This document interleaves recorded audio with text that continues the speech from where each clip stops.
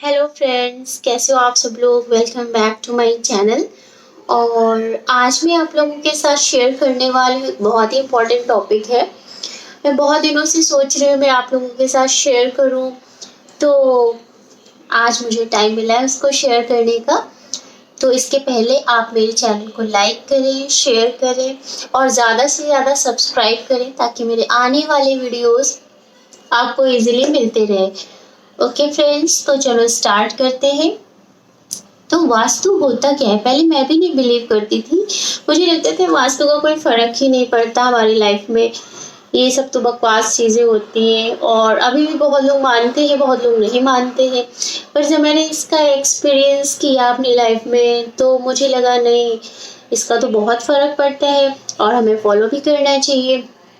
तो वास्तु के कुछ इम्पॉर्टेंट पॉइंट्स हैं जो हमें हमेशा अपने माइंड में रखना चाहिए। तो चलो स्टार्ट करते हैं, वो क्या क्या पॉइंट्स हैं। पहले तो मैं बोलना चाहूँगी जो लोग घर या फ्लैट में रेंट पे रहने वाले हैं या खरीदने वाले हैं, उनको किन किन बातों का ध्यान रखना चाहिए। और जो लोग ऑलरेडी रह रहे हैं तो उनका अगर घर का वास्तु नहीं ठीक है तो उसके लिए क्या क्या रेमेडीज हैं वो आप लोग फॉलो कर सकते हैं उन चीज़ों को। तो आप इसके लिए पूरा वीडियो देखें और प्लीज़ ज़्यादा से ज़्यादा लाइक करें, शेयर करें और सब्सक्राइब करें। तो हम लोग सोचते हैं वास्तु होता क्या है। ये भी एक मैं बहुत ही सिंपल तरीके से आपको बताती हूँ। एकदम कोई इस पे स्टडी पे मत जाइएगा इसकी कि मैं यहाँ पे रिसर्च करने बैठी हूँ कि वास्तु क्या होता है, ऐसा कुछ भी नहीं है। मैं बहुत ही सिंपल तरीके से आपको बस अपना मैसेज दे रही हूँ कि वास्तु होता क्या है। वास्तु बेसिकली जैसे हम खाना बनाते हैं तो हम लोग किचन में जाते हैं, ऐसा बोलते हैं ना कि जितनी सफाई से आप खाना बनाओगे, जितने मन से आप खाना बनाओगे तो खाने में उतना ही टेस्ट आता है और उतना ही प्यार बढ़ता है, उतनी ही हेल्थ बढ़ती है। ये सब बातें हमेशा मेरे माइंड में रहती है। तो वैसे ही जिस घर में हम रहते हैं, जिन चीज़ों को हम यूज़ करते हैं, उनका भी इफेक्ट हमारी लाइफ में बहुत पड़ता है।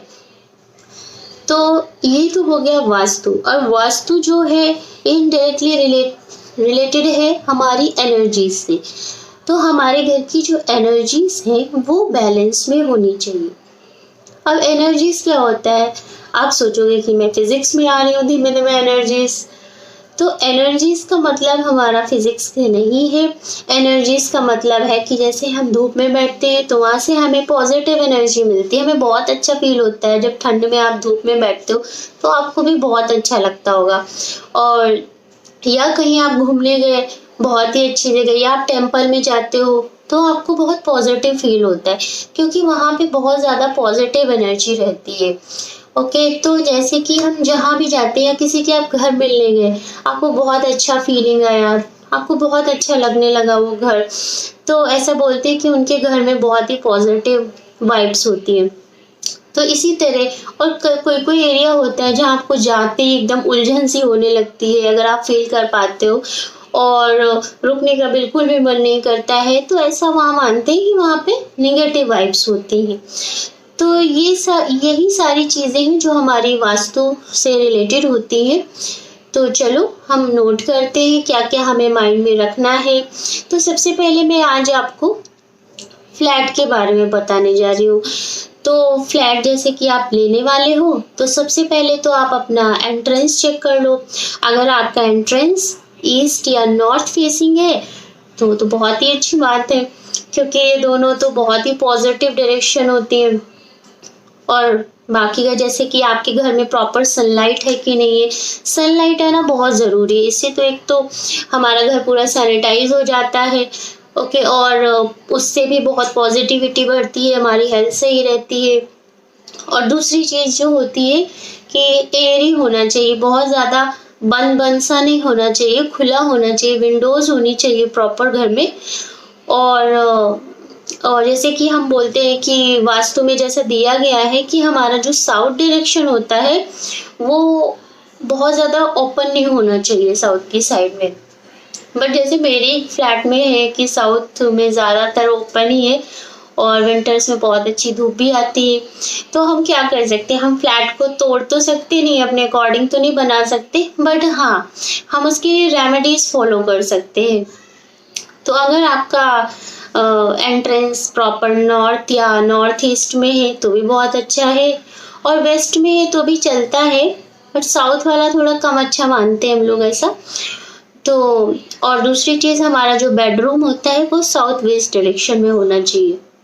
साउथ वेस्ट में रहने से आपस में ऐसा उसमें है कि हमारे लड़ाई झगड़े बहुत कम हो जाते हैं और बहुत ही प्यार रहता है, इसलिए साउथ वेस्ट में स्टेबिलिटी रहती है, इसलिए हमारा जो बेडरूम होता है वो साउथ वेस्ट में होना चाहिए।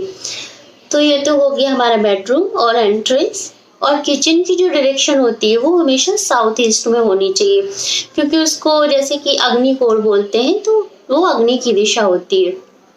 तो लेकिन प्रॉपर ढंग से हमें हर चीज़ हमें अकॉर्डिंग तो मिलती नहीं है फ्लैट्स वगैरह में। हाँ, घर में आप अपने अकॉर्डिंग बनवा सकते हो, आपके पास ये अपॉर्चुनिटी होती है कि आप अपने तरीके से अपना घर डिज़ाइन करवा लो, बट फ्लैट्स वगैरह में नहीं रहता है, हमें नहीं मिलता है जल्दी से।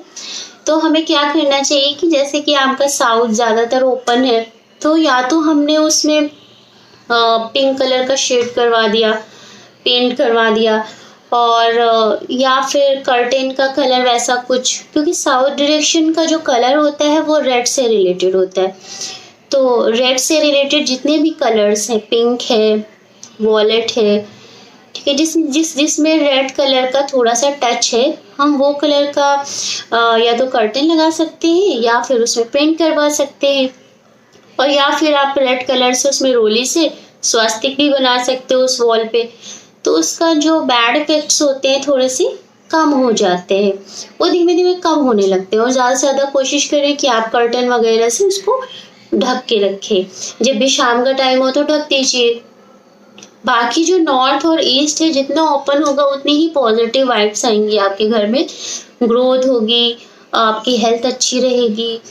और हाँ, एक किचन में बहुत ही इम्पॉर्टेंट चीज़ है ध्यान देने वाली कि आपका साउथ ईस्ट में होगा उतना ही बेटर होगा, तो आपकी हेल्थ भी अच्छी रहेगी। किचन में बेसिकली लेडीज़ के ऊपर असर आता है, क्योंकि वो ही ऑल टाइम किचन में रहती हैं, स्पेंड करती हैं अपना दिन।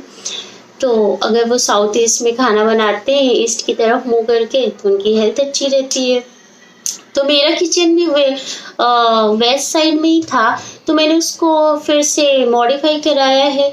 अपना जो बनाने का था गैस वगैरह वो ईस्ट की डायरेक्शन में करवा लिया, मॉड्यूलर किचन। तो ऐसे भी हो सकता है, आप उसको अपने तरीके से मॉडिफाई कर सकते हो, और कुछ रेमेडीज हैं जो फॉलो कर सकते हो। तो आपको अगर कोई प्रॉब्लम है, आपको ऐसा कुछ क्वेश्चन आ रहा है आपके मन में, तो आप मुझसे पूछ सकते हो कमेंट कर। और फ्रेंड्स, अगर आपको कहीं भी वास्तु डिफेक्ट नजर आता है, अपने वॉशरूम से रिलेटेड है, किचन से रिलेटेड है, एंट्रेंस से रिलेटेड है, कहीं पर भी घर में ऐसा वास्तु डिफेक्ट नजर आता है, तो आप वहाँ पे किसी भी कांच के बर्तन में बाजार से थोड़ी सी फिटकरी लेके रख दीजिए उसको, और हर 15 दिन के बीच में उसको चेंज करते रहिए। आपको बहुत अच्छा रिजल्ट मिलेगा धीमे धीमे। और हाँ, पॉजिटिव रहने के लिए और भी चीज़ें हैं जो कि हमें बहुत अच्छा फील करवाती हैं, जैसे कि मॉर्निंग में सूदिंग सॉन्ग सुनना, या आप भजन सुन सकते हो, और मॉर्निंग और इवनिंग में आरती करना, दिया बत्ती करना। और हाँ, सबसे बड़ी बात है कि अपने ब्रेन को पॉजिटिव रखना। अपने ब्रेन को पॉजिटिव रखने से हमारा एटमॉस्फेयर 90% पॉजिटिव हो जाता है। तो इससे अच्छा है कि अपने ब्रेन में अच्छे विचार लाएं, अच्छी अच्छी बुक्स पढ़ें, अगर आपके पास टाइम है तो कुछ अच्छा सोचें, अच्छा करें, और अच्छा रिजल्ट आपको ज़रूर मिलेगा। तो अगर ये व्लॉग आपको पसंद आया है तो प्लीज़ लाइक करें, शेयर करें और सब्सक्राइब करें। और वास्तु से रिलेटेड चीज़ें मैं लाऊंगी अपने नेक्स्ट व्लॉग्स में।